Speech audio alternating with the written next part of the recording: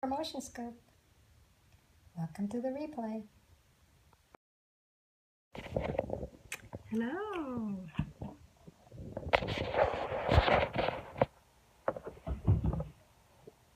I'm trying to act crazy on me. Okay. Hi, I'm LaShonda Hoffman, and I am here tonight to talk about mailing lists, my favorite subject. I'll tell you a little bit about me. I am the publisher of Shades of Romance magazine, and I have my own book called Building Online Relationships, one reader at a time. I came out in July, and it's the book for promoting your book. It teaches you everything you need to know about promoting. Hi, Raven. Welcome.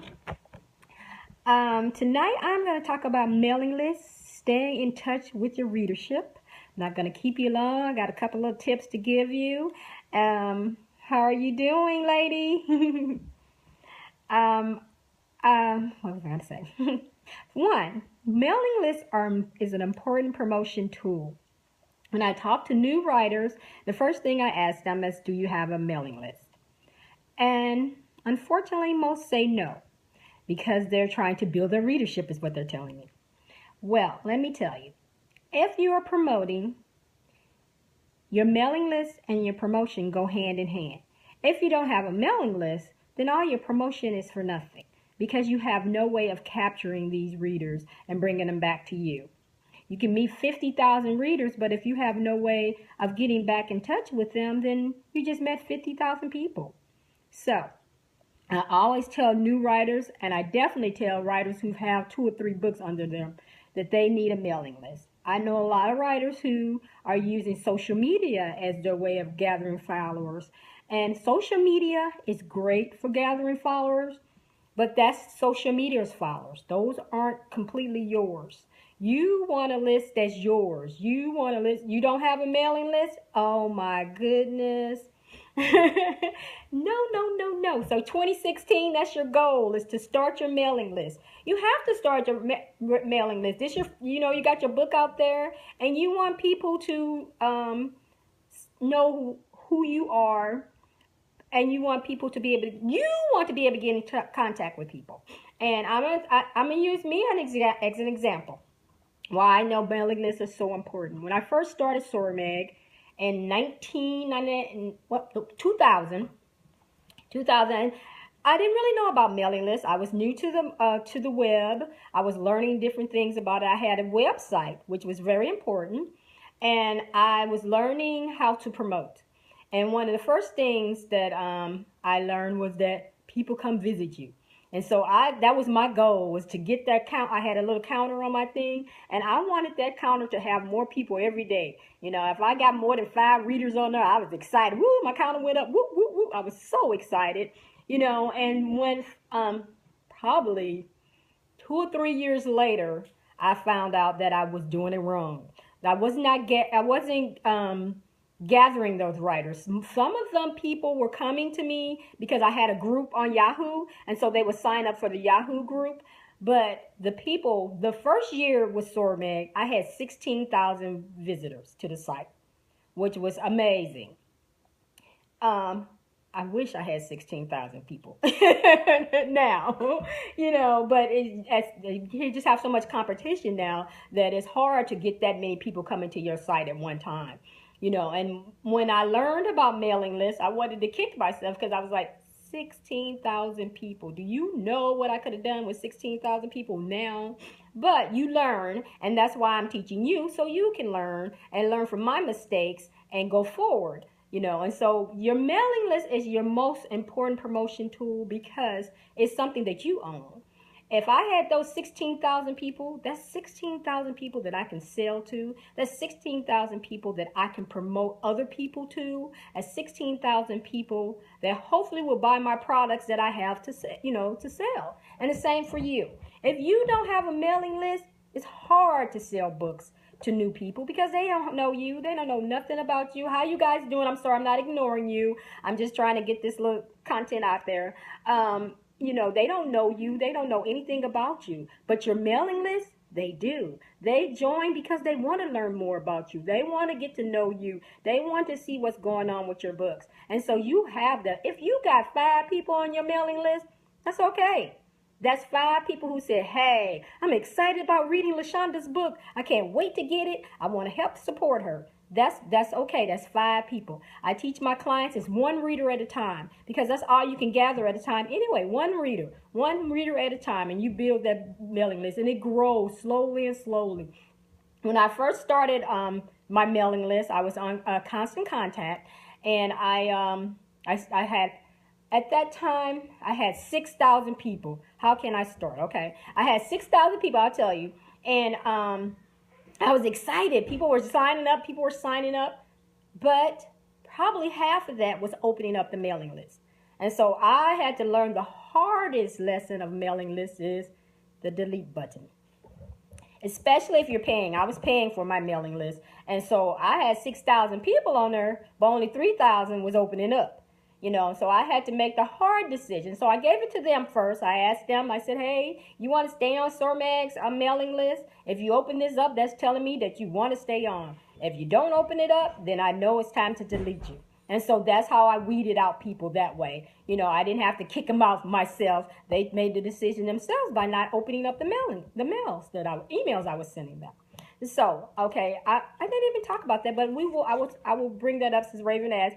One of the things that you want to do is you want to know what's your budget for your mailing list. If you don't have a budget, like with me, when I first started, Constant Contact was free for the first, I think maybe the first 1,000. And then once you go over 1,000, you probably start making a little money so you can pay for the mailing list. I like Constant Contact because at the time it was very user friendly, and somebody else had told me about it, so I didn't really do a lot of research. I just went into it. Right now there are a whole bunch of different mailing lists that you can try. I use Mad Mimi. I really like Mad Mimi because of the autoresponders that it has. Constant Contact is finally getting into autoresponders, but they're a little late. So I jumped on Mad Mimi last year, and I just love it. It's really user friendly. Another one that's inexpensive is MailChimp. A lot of people use MailChimp, and it's free, I think, for the first so many people that's on there. What you have to look at when you're looking at a mailing list is what do you want your mailing list to do? For me, I wanted to be able to have a buy buttons, and that's why I loved about Constant Contact. You had buy buttons. Mad Mimi and MailChimp don't have buy buttons, which I don't like, but you can create links. So as long as you can create links, that's great because you want to keep them in the email to, you know, opening up different things. And so that's one of the things that I liked about it. Excuse me, my daughter's fixing her something and has a microwave going on. But and so when you're doing your mailing list, you want to make sure that you how many people, if you're doing it free, how many can you have for free until you have to pay, so you can be prepared for that. If you go over 1,000 people, are you prepared to pay that monthly fee?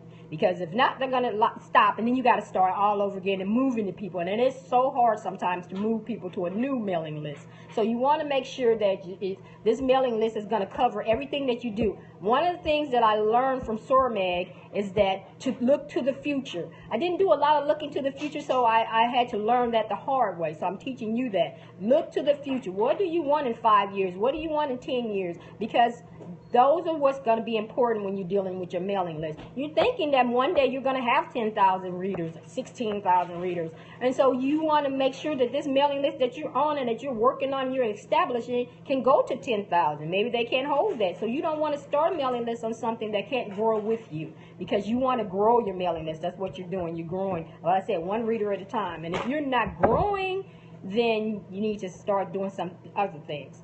What was the other thing I was going to say? That's to know what you want, what your goals are for your mailing list. Okay, so your mailing list, as I said, is your most important promotion tool. It can introduce you to new readers. It can introduce you to your current readers that you have now and keep them informed of what's going on with you. You can, I just lost my space, you know who your readers are.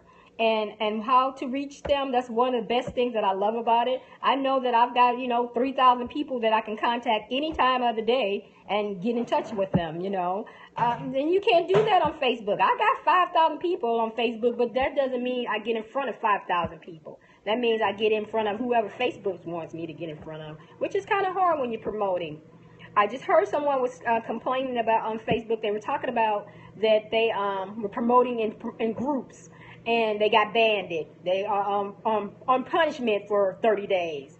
And when you got your own mailing list, you ain't got to worry about getting on punishment because that's your mailing list. You can send it 50. If you want to send 10 reports to 10 emails every day, that's on you. You can do that. Now, if they're going to open it up, it's a whole different ball game. Depends on your readers, But when you're sending something on Facebook, there's no rule that says that everybody's going to see it. Me and my husband used to get to, because he would say, "Did you see what I sent up on Facebook?" And I started laughing. And he goes, "What?" I said, "Honey, I got 3,000 friends on Facebook. There's no way I'm going to see your post unless I'm looking for it." And he goes, "Oh, 3,000. He's got about 50 people, so he sees everybody post all the time. He sees my post constantly because I'm on his 50 people, But when you got 3,000 people, everybody's posting every day, they're not going to see your stuff. So that's why you want your mailing list. You want to be in front of the people so they can see you, your readers. On Facebook, everybody on Facebook isn't your reader. Everybody in your following isn't your reader. But when you have your mailing list,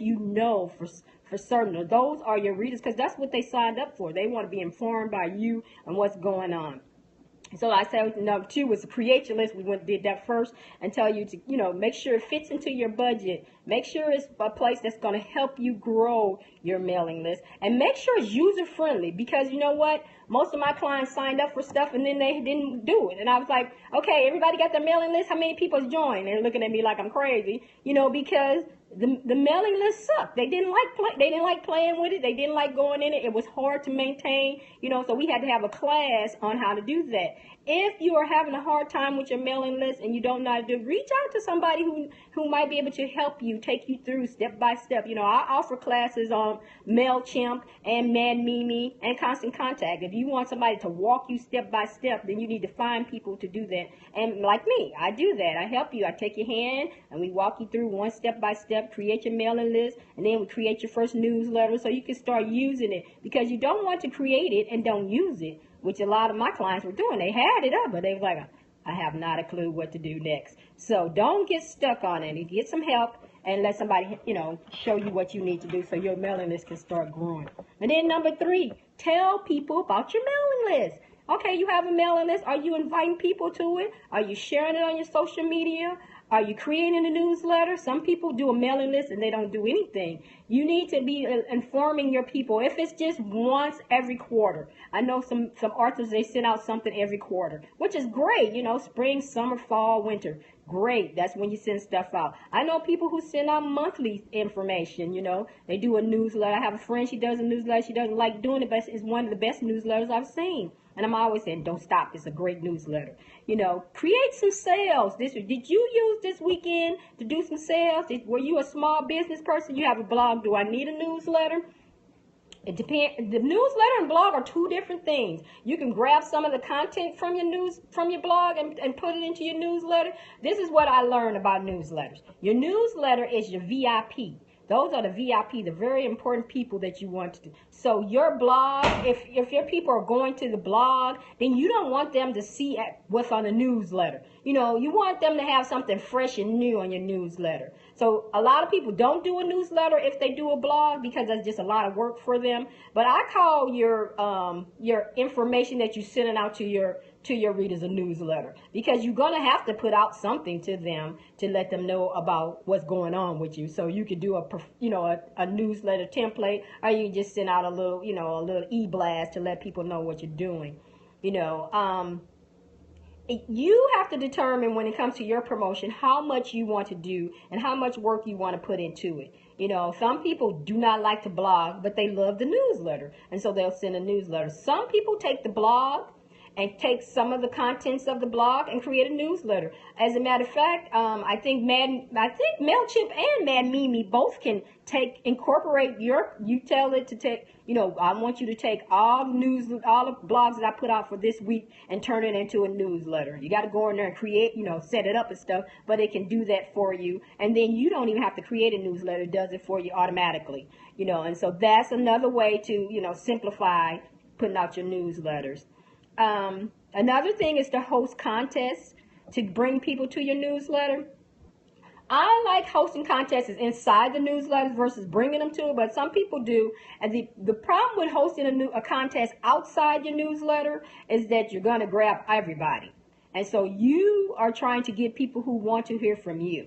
And so if you do the contest inside your newsletter, or those readers is in there, then those are the people who are supporting you and want to learn from you versus, want to read your books, want to buy your stuff, versus somebody going, oh, I'm giving out a Kindle this week, and everybody and their mama signed up, and then you got 500 people that could care less about you. So you really have to think about that when you're doing host contests. I see people doing contests all the time, and then they go, I'm not making any sales. You're not going to make any sales from contests because it's not about that. Contests are to bring people to you, to introduce yourself to them, and when you're doing a contest, you want to make sure, what's your goal for that contest? Is your goal for the contest to build your mailing list? Is your goal to introduce them to your new book? You have to have a goal for those contests, because so you won't be disappointed at the end of the contest. And a lot of people, their goal for the contest is to sell books. And people don't enter contests to buy books. They don't. They go into contests to win something. And they're not supposed to be spending money. They're supposed to be winning something. So if you're going to be giving out Kindles, or you're going to be giving out gift baskets and stuff, you want to make sure you are getting it to the target people who you want to be on your mailing list forever. Not to be on your mailing list for those 15 days you're doing the contest. Because believe me, if they don't win, they're going to delete themselves and keep it moving. Or you're going to have a whole bunch of people. And like I'm telling you, when you start paying for your mailing list, you don't want people on there that are not opening up your emails. Because that starts counting. You're paying $75 and nobody's opening up your mailing list. You want to cut that out. And so you want only people who are interested in you. And that's why I say it's one reader at a time, because you're not going to grab 50 people at one time. You're just not. It's going to take a little bit, and it's going to grow slowly. When I started this year, I had 10 people on my mailing list. Now, I know you're going, what? I started my own mailing list. I had SoarMag's mailing list, but those weren't my readers. That was SoarMag's readers. So I had to create my own mailing list. And so one of the things I did with my virtual tea clients is we sat down and set up our mailing list, and we started our first newsletter. And I had 10 people on my mailing list. And this is December, and I have 350. And it was hard. Believe me, I've had some workshops. I've done some challenges trying to get different people on, and the people opened and all 350 people opened their emails. So I haven't had to kick anybody out, and so that's really good. I have really learned what works for mailing lists and what doesn't work for mailing lists. And people want good content. They don't want you sending them mess, and they don't want you sending them a whole bunch of stuff if it's not that important. So you got to send them a sale. You telling them about make sure you're always telling them where you are, and if you really doing your mailing list, I suggest you, if you can, segmentize it. Say, for instance, you got people that's in Atlanta. You got more than 20 people in Atlanta. Create a mailing list for that. So when you go to Atlanta, you can go, hey, I'm going to be in Atlanta. And you're not sending to 350 people. You send it only to the 20 people that's there. So you want to, maintaining your mailing list is very important, and a lot of people don't. They start it and then they leave it alone. I was very guilty of that. I didn't want to delete people. That was just like, oh my goodness, I can't delete people. But then once I start paying for it, I was like, okay, you got to go. If you're not opening, you got to go. And people were deleting themselves off. It used to hurt my feelings, and now I know that it's not personal. That's not my readership. If that's not my readership, you go on and I'm going to go on and open that spot for somebody else. So it's going to take time. If you got 10 people, it's going to take time to build up to that 350, and so don't get discouraged. It takes time daily. You have to do something with your mailing list, and you have to tell people. If you're not telling people about your mailing list, then they're not going to sign up for it. Offer them something nice, give them freebie, give them excerpt of your book, or maybe write a short story just for your readers. Remember I told you the VIP, very important people. Newsletter people are very important. They get all the good cream of the crop stuff. They know all the stuff. They see the book cover before anybody else does. You know, they see that you just sold a book. Nobody else hears that first news but your newsletter people. Then you go on your social media and share all that good stuff like that. You know, you treat them like they're gold. So, because that's your mailing list is gold. And those people feel like, oh my goodness, I'm getting all the good stuff, you know, and you go, all right, this, you know, share different things with them so they feel special and want to be on your mailing list, and hopefully tell other people, girl, join her mailing list. She gave us all, everybody got the first chapter of the book, and it hasn't even hit the shelves yet, you know, things like that. So that's growing your mailing list. You want to grow it, like I said, one reader at a time. If you're spending more time, here's a tip for you. If you're spending more time building your social media followers, you might want to rethink that in 2016. You really, I love social media, but it's not yours. And so if Facebook crashes tomorrow, a lot of people will be very sad because they use social media, they use Facebook as their home base, which I don't recommend. If you don't have a website, at least invest in a website. Invest in yourself. Invest in a website. I had to learn this too. I did everything last year. I was like, oh, I don't want to do no website because I maintain a website, and maintaining a website is hard business. And I was like, oh, I don't need a website. They know who I am. Bam. But I had to get LaShondaHoffman.com because that's me, and people, that's what they're going to look for when your book comes out. They're going to look for you. They're not going to go on Facebook going, oh, let me go find so-and-so. I'm doing this part. What's the matter? Are there grapefruits? Really? Really? I want to know. Over there. Excuse me. My son forgets I'm scoping. Okay, so you know you don't want to build your social media follower at the depth of your mailing list. Your mailing list should be growing just as fast as your social media. When you post on social media, make sure you're inviting people to join. I put that out there all the time. Join my mailing list. You know, join my mailing list, because some people don't know you have a mailing list. And remember I told you about how you got 3,000 people that's coming out every day? It's different people every day that comes into your feed. And so last week they might not saw that list, the listings, the post is saying you had a mailing list. So put it out there, you know, once or twice a week, put it out there that you have a mailing list and you want them to join it, you know. When your mailing list is great for right now, it's holiday season. So you should be doing holiday promotion. If you're not doing holiday promotion, how do you plan on making any holiday money? You got to do some holiday promotion, you know. But if you don't have a mailing list, do not beat yourself up. Sales. Get holiday money. Go away. Don't beat yourself up because you don't have a mailing list. Just start today. Sit down and do your research. Do Google as your friend. Go on Google and something. Ask your writer friends, hey, who do you use? And if they tell you they don't have a mailing list, say, girl, get a mailing list. You know, and you guys can work together and start working on your mailing list. Do not go into 2016 without a mailing list. That's your number one goal for 2016, is to get your mailing list in there, because you want to start capturing these readers. You want to start building your readership so you can start getting in front of people. So when your book comes out, you got 500 people on your mailing list, you know at least 10% of them people are going to buy a book. And if they're really loyal readers, super fans, all 500 will buy a book. And that's what you want. You want them to buy your books. You know, you don't want to go try to...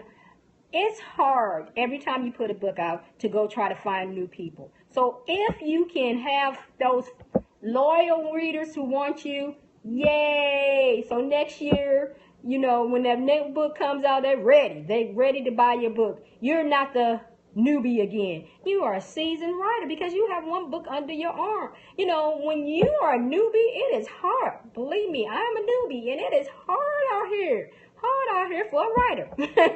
It is. And you just have so much hard, you know, trying to get people to understand what your book is about. Is it for them? Then convincing them to pay for it. You know, girl, that's too much money. I don't want to buy that. I can get this. I can get that.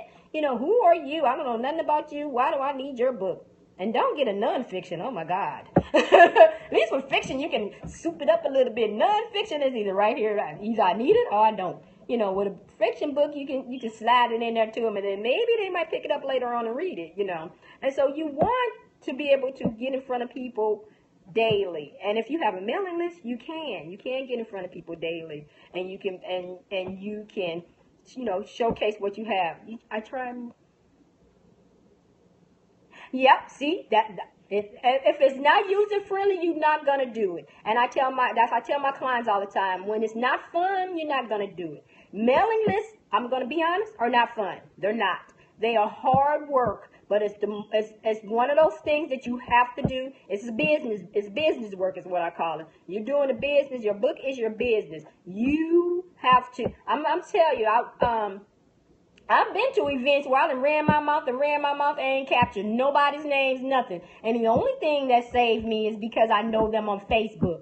But I've been to events where I didn't know anybody. There was no way for me to go back later on and capture them on Facebook because I wasn't in their network, you know. And so if you have your mailing list, then you can go, hey, here's my business card. It has my mailing list link on here. Get in touch with me, you know, and join my mailing list. If you go to a book club or, you know, a book event, you can reach those readers and just go, hey, join my mailing list. You know, or you're doing a book signing, you have your listing, you have them sign up for your mailing list. You know, let them know that they're signing up for your mailing list. Capture.